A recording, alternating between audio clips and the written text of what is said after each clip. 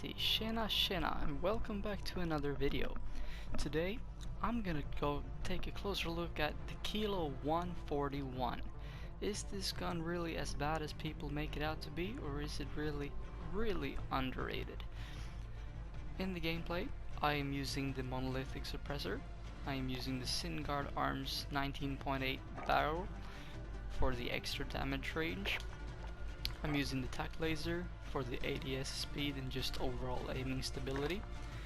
I'm also using stipple grip tape as well as that, the ADS speed and the sprint to fire speed, and then the commando foregrip for recoil stabilization and aiming stability. This is a pretty fast build, so the ADS speed is fast and the recoil is pretty subtle, which makes it really fast machine to kill and also really easy to handle. So now let's take it into some gameplay. Okay, so here we are then. We're starting at Rust, and at this one it's a domination game, and a lot of players, especially in this match, were playing snipers or marksman rifles. All they were doing was just trying to keep the angles, so I had to be the one forcing ahead to get any action going, really. Nice little start. These angles, they were just constantly standing. Some people standing in this corner, some people standing in the opposite corner, all just trying to get control of the tower, but at the same time just keeping those angles defended so that nobody really can get around them. But as you see, if you're aiming high with this one, 30 bullets is more than enough for 3 people in one streak, and it's really fast to kill. The recoil is basically close to none, and yeah, it's just really easy to use gun.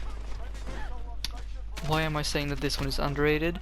Well, basically just because the MP5 and the Grau has been so extremely overpowered for quite a while now, so that wherever you've gone, if you've gone into multiplayer, if you've gone into Warzone, every single person you meet basically has the Grau or the MP5, sometimes even both. And now we're starting to see a bit of a switchback since they nerfed the Grau. That the Kilo might be the new choice. People are still going for the M4 for obvious reasons. They're still using the Grau. It's still an amazing gun. But the Kilo is really having a resurgence in people using it.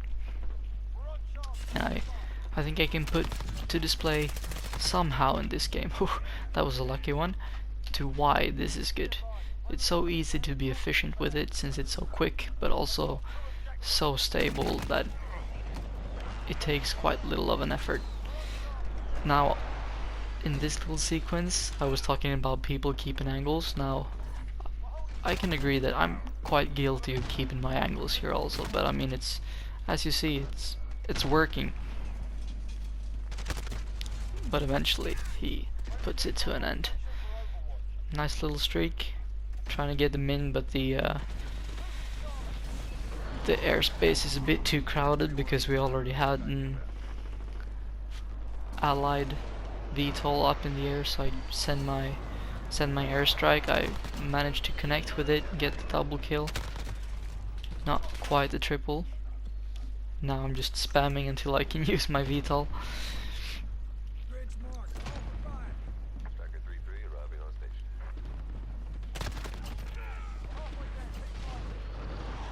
Now I'm going down to my favorite corner. Almost throughout the entire game, someone was standing here doing that, which sometimes I let them do, which is pretty stupid. I can just do like now and go the other way around. For some reason, exactly at this point, it was just empty here. I guess they were shifting focus to take down my VTOL instead of sniping others. Like this guy, for example. That's poor aiming, but yeah, the 30 round mag is enough for most situations. Coming down here again, getting beaten down because they're going back to take this angle again. So I just know that if I go back to my favorite place here, I'm gonna start getting some people again. And I guess you've noticed that Irish flag, it's Just the same guy over and over in that same corner.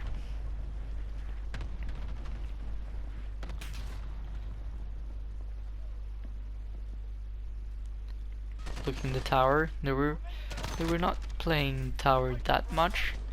Can definitely be lobbies that are way worse, but they were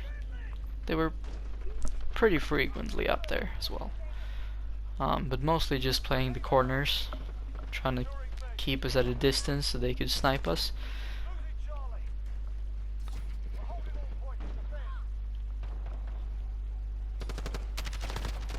So yeah, the kilo double kill like that, you can see once again just how quick it is.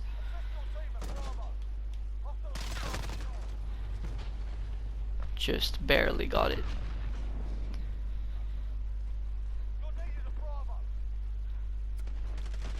Not really sure what I'm aiming for here. I guess I'm going for the B flag, but since there's a big tower in the middle of the map, I'm a bit obstructed by it. Managed to connect with this one again, which just shows that, I mean, if anything, the precision airstrike is a quite effective kill streak at least.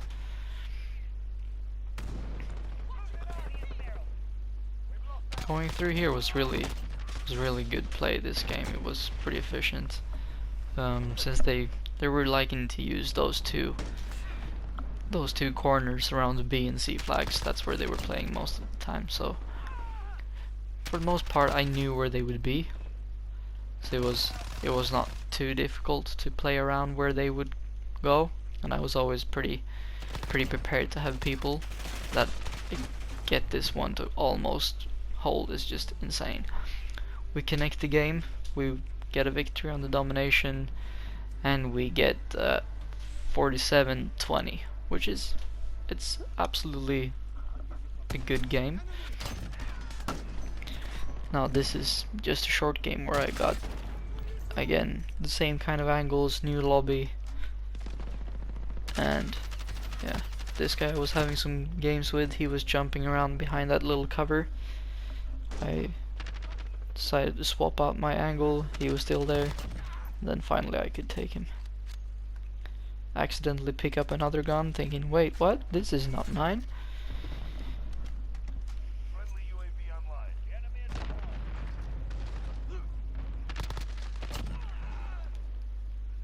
But yeah, close quarters, it is really fast, and it is a really good gun.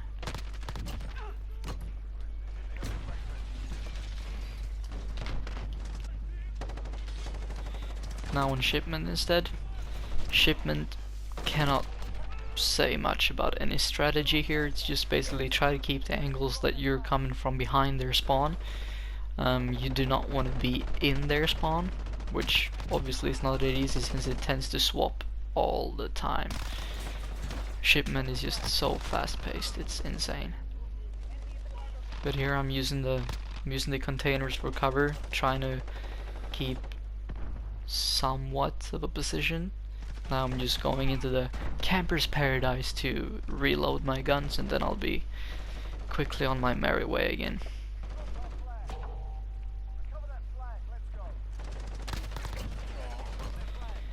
Yeah, playing this flag game here is just insane. I mean, you pick it up, 3 seconds later you have literally the whole team on you. It's good for if you want to play the objective, but it's not good for your KD.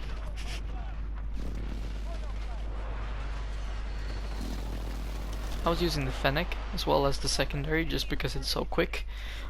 Trying some different things out with it, but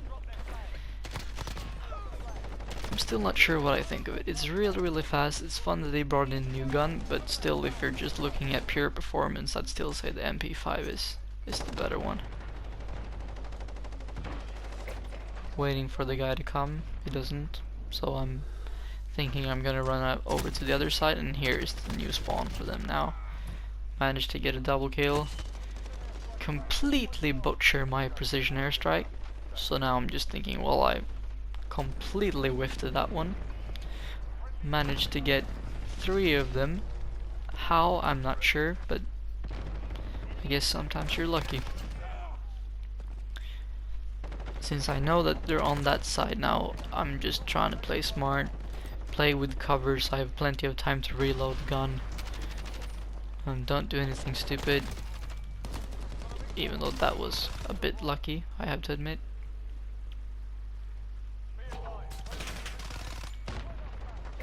But it's really just move around the map so that you don't get trapped in the opponent's spawn. Then you should be fine just playing the angles. This guy is coming around. Quickly decide to do something about that. And now I'm actually up on a pretty good kill streak. I feel like Shipment is always one of those where you get either really good kill streaks, or you're just basically trading kills, that you get one, you lose one, you get one, you lose one. But there, finally it ended at 11. Then now the rest of the game I just sent in my VTOL. After the VTOL, decided to have some fun with, basically just decided to have some fun with the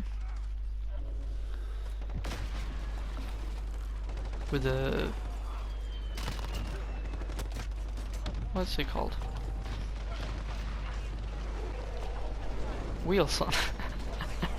Completely lost the words there. I kept going with the wheels on. Had a pretty good kill chain with it. But I mean, it's Shipment, so what do you expect? You just basically drive around, and the rest of it takes care of itself, basically.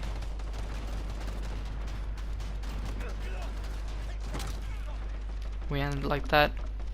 We ended up having stats of 3710, and a lot of it is thanks to the Kilo 141. If you liked it, give it a thumbs up. And if not, thank you for watching, and I'll see you in the next one.